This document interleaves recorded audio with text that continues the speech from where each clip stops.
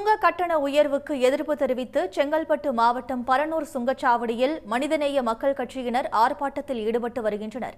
கூடுதல் விவரங்களுடன் செய்தியாளர் சூரியராஜன் இணைப்பில் இருக்கிறார். சூரியராஜன், எவ்வளவு பேர் அந்த ஆர்ப்பாட்டத்தில் ஈடுபட்டிருக்கிறார்கள்? அவர்களின் கோரிக்கை என்ன? கண்டிப்பாக, அதாவது தமிழகத்தை பொறுத்தவரை கிட்டத்தட்ட 7 சுங்கச்சாவடியில் இன்றைய தினத்தில் மனிதநேய மக்கள் கட்சிகள் போராட்டத்தில் ஈடுபட்டிருக்காங்க. குறிப்பா இந்த சுங்க கட்டண உயர்வை திருப்பி பெற வேணும் அப்படின்ற ஒரு கோரிக்கை தான் வச்சிருக்காங்க. ஆண்டுக்கு இருமுறை, அதாவது ஏப்ரல் மாதம் மற்றும் செப்டம்பர் மாதம், இந்த இரண்டு முறை இந்த சுங்க கட்டணம் என்பது வழக்கமா ஒவ்வொரு ஆண்டு உயர்த்திருக்காங்க. இதன் காரணமாக இந்த இடத்தில் செங்கல்பட்டு அடுத்த பரனூர் சுங்கச்சாவடியில் மனிதநேய மக்கள் கட்சியினுடைய தலைவர், சட்டமன்ற உறுப்பினர் இருக்கக்கூடிய ஜவாஹிருடைய தலைமையில் கிட்டத்தட்ட ஒரு 500 மேற்பட்டோர் போராட்டத்தில் ஈடுபட்டாங்க. இதன் தொடர்ச்சியாக இந்த 500 பேருமே பார்த்தோம்னா செங்கல்பட்டு பரனூர் சுங்கச்சாவடியில் வாகனங்களை மறித்து சாலை மறியல் போராட்டத்தில் ஈடுபட்டாங்க. அது மட்டும் இல்ல, பரனூர் சுங்கச்சாவடி முற்றுகையிட்டு போராட்டத்தில் ஈடுபட்டாங்க.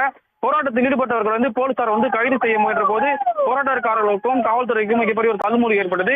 இதன் தொடர்ச்சியாக இந்த பகுதியில், அதாவது இந்த பரனூர் சுங்கச்சாவடியில் சாலையிலே அமர்ந்து போராட்டத்தில் ஈடுபட்டாங்க. பரனூர் சுங்கச்சாவடி முற்றுகையிட்டு இதன் காரணமாக திருச்சியிலிருந்து சென்னை கூடிய அனைத்து வாகனமே இந்த சாலை மறியல் காரணமாக அடுத்த வரக்கூடிய வாகனங்கள் போக்குவரத்து நெரிசல் சிக்கி தவிக்கக்கூடிய காட்சிகள் நம்மால் பார்க்க முடிகிறது. இதன் தொடர்ச்சியாக ஒரு சிலரை போலீசார் கைது செய்து வாகனங்கள் ஏற்றியவர்களை மீண்டும் ஆடிலிருந்து இறக்கை விட்ட பிறகுதான் இந்த மீண்டும் போராட்டக்காரர் போராட்டத்தை கைவிட்டு கடந்து செய்தாங்க. இதன் காரணமாக செங்கல்பட்டு பரனூர் சுங்கச்சாவடி கிட்டத்தட்ட ஒரு 30 நிமிடங்களுக்கு மேலாக ஒரு கடுமையான போக்குவரத்து நெரிசல் ஏற்பட்டுள்ளது. விவரங்களுக்கு நன்றி சூரியராஜன்.